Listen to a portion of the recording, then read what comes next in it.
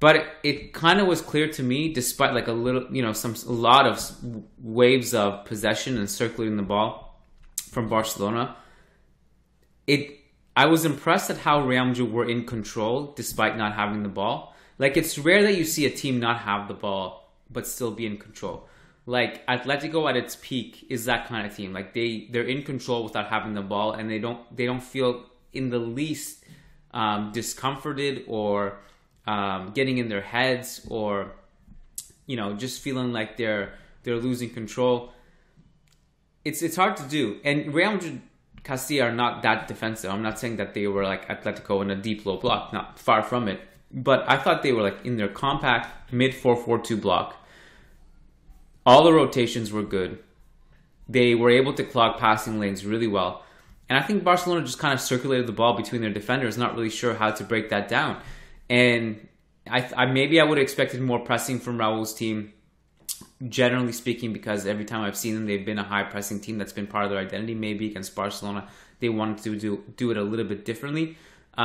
They did press high on goal kicks and pretty much won the ball guaranteed on every one of those sequences because, again, Barca, they would do this man-to-man high press, and the goalkeeper would just eventually kick it away.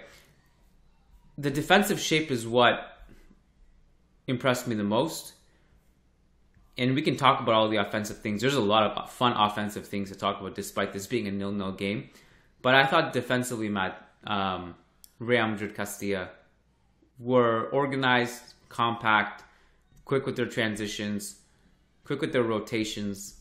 It looked good from a defensive standpoint, at least for most of the game. Yeah, I couldn't agree more. I think, especially like when the moments when Castilla did press, they actually pressed really well. And you mentioned it, how like they would win the ball high up the pitch and then create an opportunity. And while I was watching the game, I was thinking to myself, wow, these guys press better than the first team. Like they just more organized. They know their roles. Everybody's kind of in unison, and it looks like a much more cohesive press. So I was impressed with that. And then to your point, when it was time to sit in a deeper mid block, like the team did it and they looked comfortable. Like Barca had a lot of possession in the first half. At one point, I think it was 70-30 possession, but they didn't do anything with it. They didn't create any opportunities. I couldn't think of a single opportunity that they created in that, maybe like one big opportunity in the first half, while Real Madrid had at least 3 or 4, at least. And I thought that's a credit to Raul and his team. Like, they knew their roles. They knew where they were supposed to be. I think the only time it got a little tricky was when, like I mentioned, with the 3 center backs, if we were in transition, and I thought this happened more in the second half when the team was a little bit tired. In transition, if Barca got on a counterattack and they were running at our 3 center backs, like, we were literally, there were times where it was 3v3 or 4v3. And so that's when it gets a little dicey and a little bit of a risk. Like that's why I was surprised with how aggressive Raul was, just because like you literally are playing 3v3 at certain times in the back, and he was okay with it. Like he put the players out there to try and get a result, and it was just from my perspective, it was disappointing because like Castilla definitely deserved the win. I think they had far better opportunities. They came much closer to scoring, and they just couldn't find that finishing touch. They lack a striker for sure. Like Andre Gudjohnsen, I was not impressed with. I do not think he was the guy that we needed up top. Latasas, who's coming back from that big injury last year, I don't think he really provided anything as a substitute. So they're missing. That's what they're missing this year, is a striker. Missing that Hugo Duro type to just bang in the goals, because no one had the clinical finish on the day yesterday. Yeah, they had pretty much everything else except for that clinical finish. And then you also had like those opportunities. They weren't just opportunities. They were great opportunities, some of them. Even Arribas, who I would have relied upon, he didn't miss sitters or bunnies or anything, but certainly he was in really good positions in the box and shooting positions, and he kind of just got his laces way underneath the ball and skied at Peter too. Aranda had a few chances, but they were a little bit more difficult. I wanted to ask you about, because you said some of the stuff about Raul and the way he had the team prepared and the shape and stuff like that. Was there anything that you saw in this game that, with after reading the Jorge Valdano interview, where he had high praise for Raul's coaching ability. Was there anything in there that were like, yeah, I see that now. I see this. Like, was there anything like, I know it's really hard to tell because, it's just, it's an interview and it's a game, but like, was there anything that got you excited? Do you feel like there's a lot of merit in what Valdano was saying? Yeah, I mean, I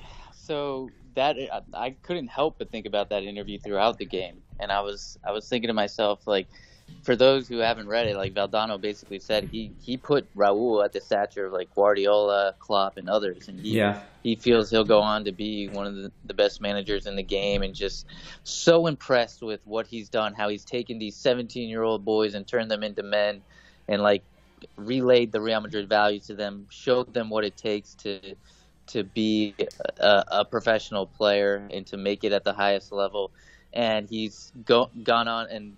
Valdano talked about, like, you can ask Raul about any player in the academy. He knows him. He knows all 300 players. Like, ask him about any player, and he knows him. And I thought that was a cool little fact to come out of the interview.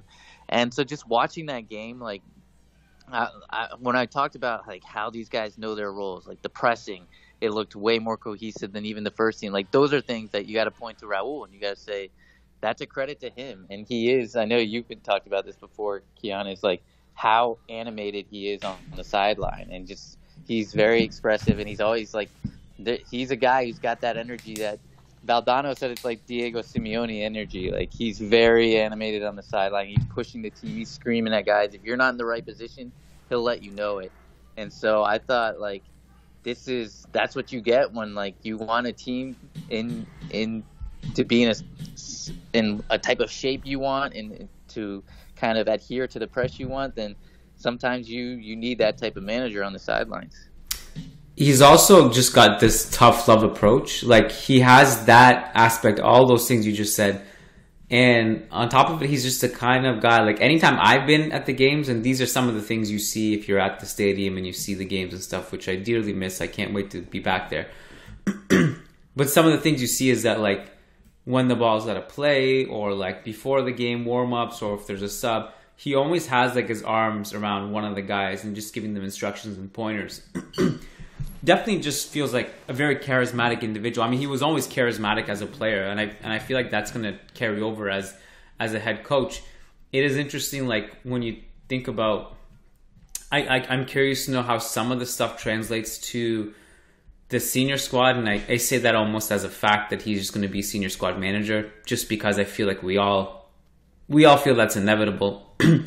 Because when a Castilla coach, and especially if it's someone like Raul, a figure like that, it's only a matter of time before, like, something goes wrong at the A-team level and you just have to bring in Raul. But whether that happens now or 5 years from now or 10 years or maybe, who knows, it doesn't even happen at all. But I feel like it's inevitable. But I'm curious to know, like, how some of this stuff translates. For example, he is known to have very strict off-field rules. Like, for example, no cell phones. After I think it was like after a certain time of the day, like no cell phones or something, or like avoiding all distractions and all that stuff. And obviously you're not going to be able to control that if you say that to, let's say, somebody like Karim Benzema or Cristiano Ronaldo. Like, you're not gonna come in and be like, hey, you can't do this anymore off the field. So I think a lot of his methods are meant to be for those players, because that's what they need to be hearing at that point of their careers. And I'm just curious to know, like, basically how it translates to a senior side. I think it will translate well because he's a figure that's highly respected. He has that Zidane aura of, like, a mythical figure at the club. He has that. So I feel like it would do well. And I think he's more tactically astute than I thought he was going to be. And I don't know, maybe it's unfair of me for thinking that he was going to be maybe tactically not on a great level. Like, when I think about Xabi Alonso as a player, I think about a very high tactical level. I don't think of Raul that way. But now that I think about his career, we always talk about his off-ball intelligence and just his ability to know where to be as a player. I mean, he was his whole thing was that he had a high IQ. he was not really a 10 out of 10 skill wise in any particular thing, although his first touch was immaculate. And he had that whole chip shot routine he would do.